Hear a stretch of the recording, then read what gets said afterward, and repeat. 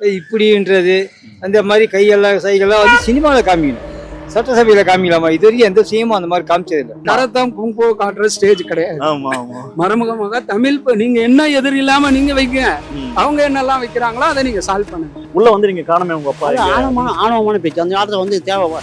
அதாவது இந்த பொசிஷன் வந்தப்போ அந்த வார்த்தை வரவே கூடாது. கணவனை காணோம், பிள்ளைகளை காணோம் அப்படின்னு அவரு சொல்றாரு.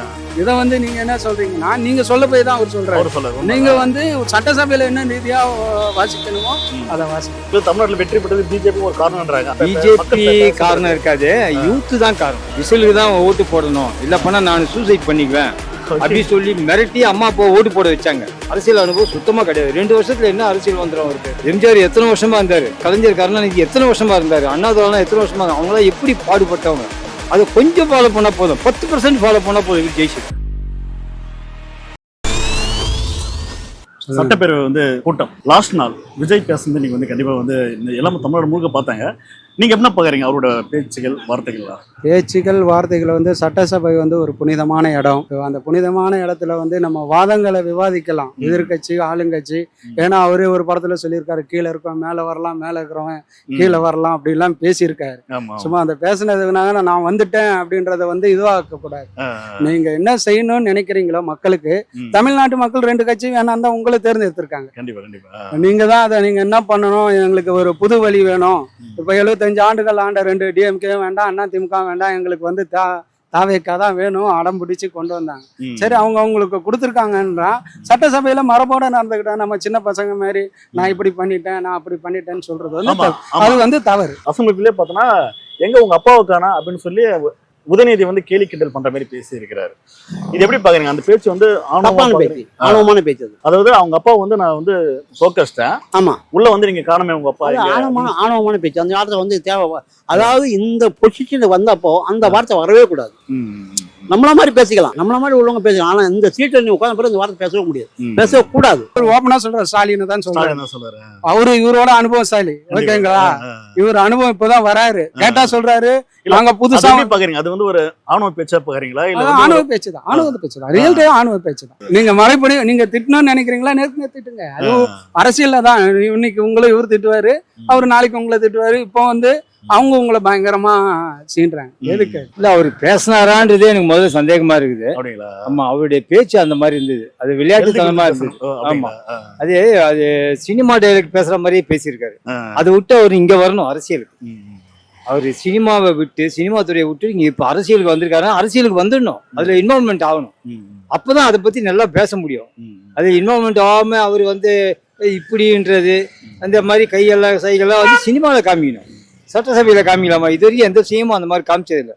அதெல்லாம் அவர் மாத்திக்கணும். முதல்ல பெரிய பேசுறாரு, ஆணவமான ஒரு பேச்சு ஒன்று பேசினாரு. ஆமா, அது அப்பவே காணா, அது ரொம்ப வந்து கார்னர் பண்ண மாதிரி ரொம்ப தப்பு. அது அதாவது முன்னாடி வந்து இருந்தவங்க வந்து அனுபவசாலிகள், அனுபவம் அவங்க கிட்ட இருந்து இவர் கத்துக்கணும். முதல்ல அனுபவத்தை கத்துக்கணும்.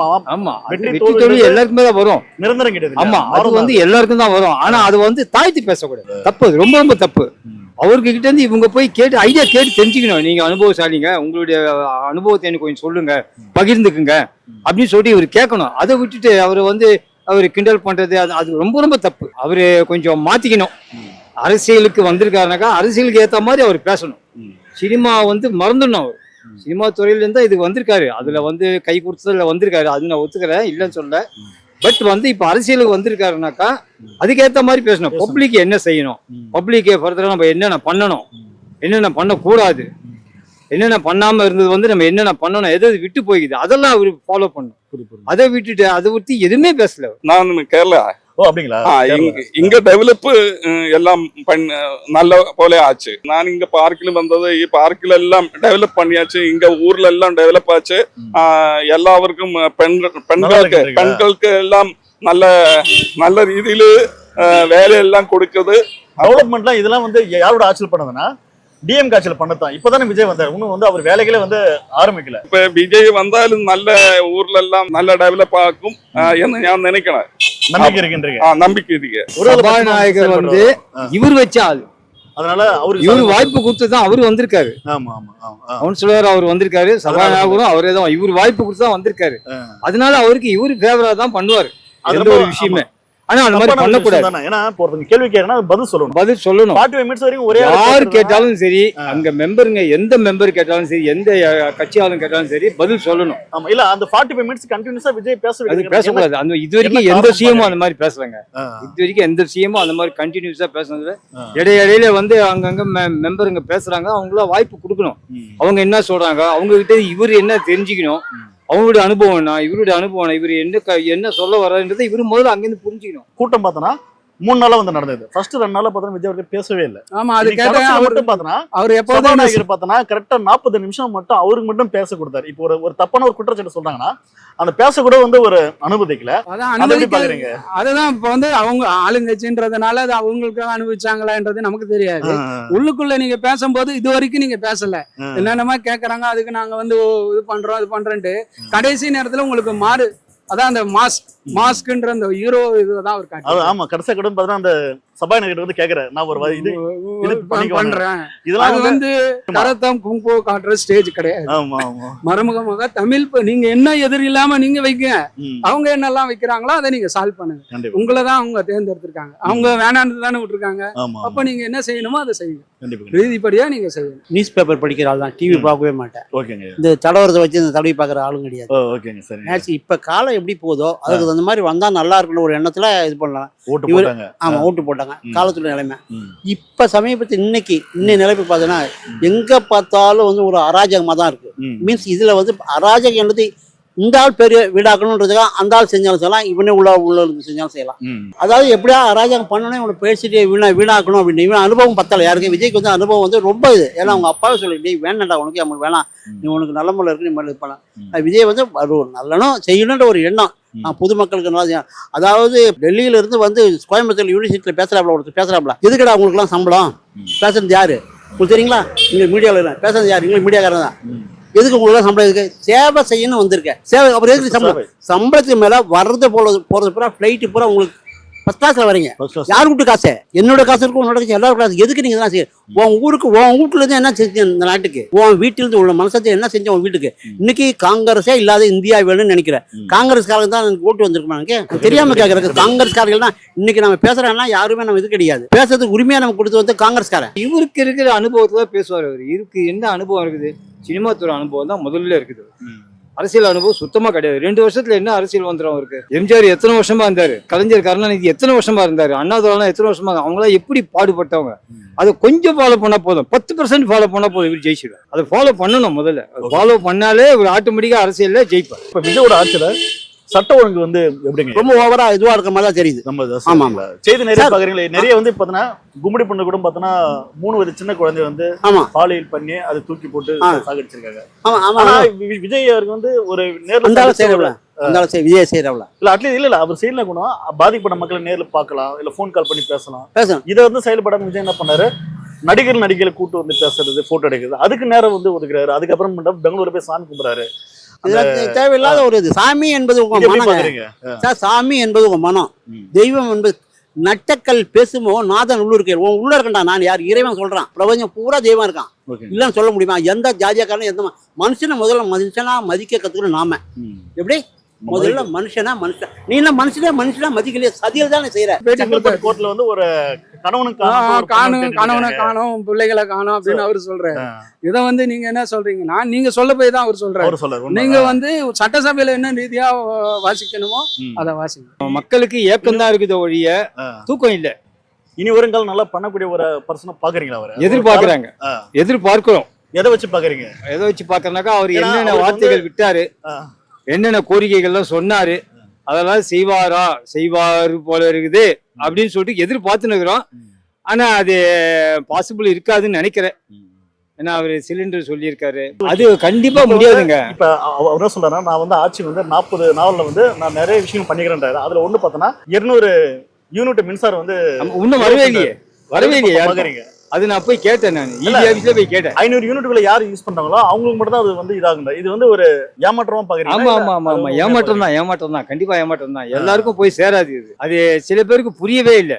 ஆமா ஆமா நான் ஏன்னா நிறைய இப்போ பேர் 2 நாள் முன்னாடி கூட இபி ஆஃபீஸ்ல போய் கேட்டேன் நான் 500 யூனிட் தான் பண்ணிருக்கோம். நாங்க வந்து 500 யூனிட் தான் அப்படிங்களா? பண்ணிருக்கோம். ஆமா 2 கார்டுங்க எனக்கு. ஓகே நான் ஓப்பனா பேசுறேன். நான் புரியுது, எனக்கு வந்து புரியுது. யாருக்கு எதுவும் பயம் கிடையாது. ம். 2 கார்டு எனக்கு 2 கார்டு எடுத்து போனேன். ரெண்டுமே 500 யூனிட் உள்ளதான்.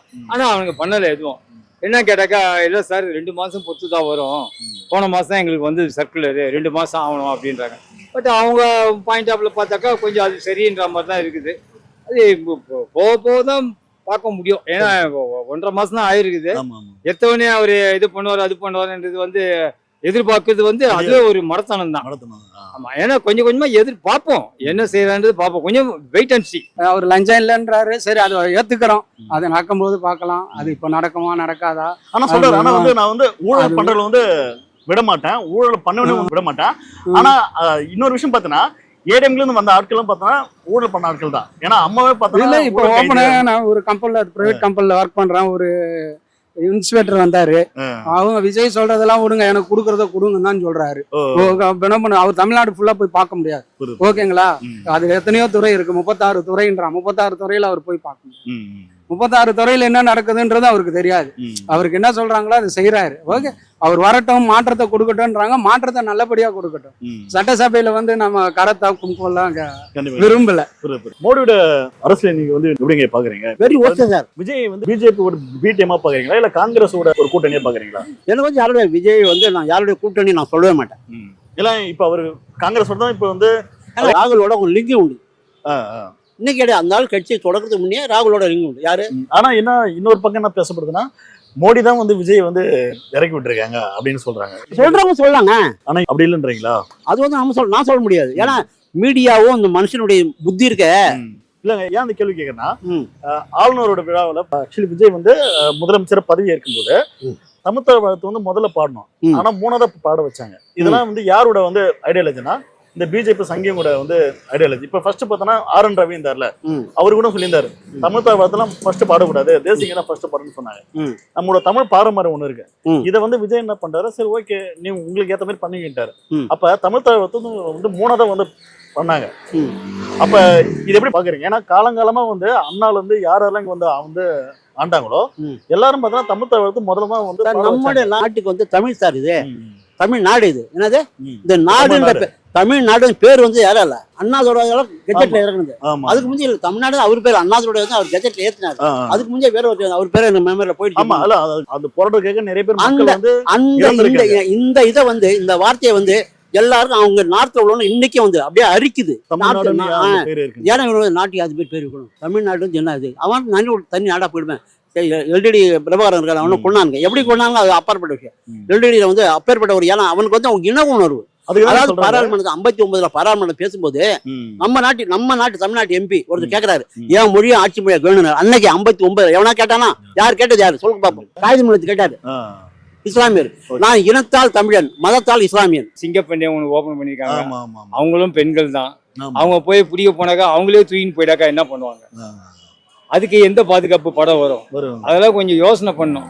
சிங்கப்பெண்ணுன்றது வந்து புதுசா ஓபன் பண்ணிருக்காரு, அது தேவையே இல்லை. இருக்கிற பெண்கள் உமன் பீசிங்களே போதும். அவங்க எக்ஸ்ட்ரா அதை பண்ணி அது வேற சம்பளம் கொடுத்து அது வேற இப்போ எக்ஸஸ் தானே ஆகுது. இப்போ எல்லாம் செலவு, அது வந்து தேவையில்லாத ஒரு விஷயம் தான். அது ஏமாற்றம் தான், அது கண்டிப்பா ஏமாற்றம் தான். அரசியலை பத்தி எந்த ஒரு அனுபவம் இல்லை, ஆனா வந்து படம் மட்டும் தான் வந்து அல்ல படம் மட்டும் நடிச்சா போதுமா? அந்த ஆளை கடவுளில் விசுவசிக்கிறது, இந்த கடவுளில் விசுவசிக்கின்ற ஆளு இந்த ஊரின் நல்ல ஆளு தானே. இல்ல அதை விட இப்ப கூட பெங்களூர்ல போய் சாமி கும்பிட்டு வந்தாரு. 1.5 கோடிக்கு வந்து வால் வாங்கி வச்சுட்டு வந்தாரு. சோ அது சாமி கும்பிடுறது மட்டுமே வேலையா இருந்தா மக்கள் பணிகள் எப்படி பண்ண முடியும்? எல்லாமே நல்லதுக்குன்னு நான் நினைக்கிறது. அப்புறம் வேற ஒன்றும் இல்ல. அப்ப வந்து ஏன்னா ஒரு பாதிக்கப்பட்ட மக்கள் போய் நேர்ல பாக்கணும். இந்த தமிழ்நாடு 5 வருஷத்துக்கு உள்ள இந்த நல்ல டெவலப் இங்க வருவே என்ன நான் நினைக்கிறது. ஒயின் ஷாப்ல பாட்டிலுக்கு வந்து 20 ரூபாய் 30 ரூபாய் இப்போ வந்து வாங்குறாங்க. ஃபர்ஸ்ட் பார்த்தோன்னா 10 ரூபீஸ் வாங்கினதா செய்தி இருந்தது. அது வந்து பாட்டோட பாடினார் விஜய். இவர் ஃபர்ஸ்ட் என்ன சொன்னாரு, நான் ஆட்சிக்கு வந்தா போதைப் பொருள் வந்து நான் வந்து ஒழிப்புனாரு. இந்த ஒயின் ஷாப்ல கூட 10 ரூபாய் வந்து அவர் மாத்தலையே, அது எப்படி பாக்குறீங்க? அது வந்து மப்சல்ல மாத்திருக்காங்க.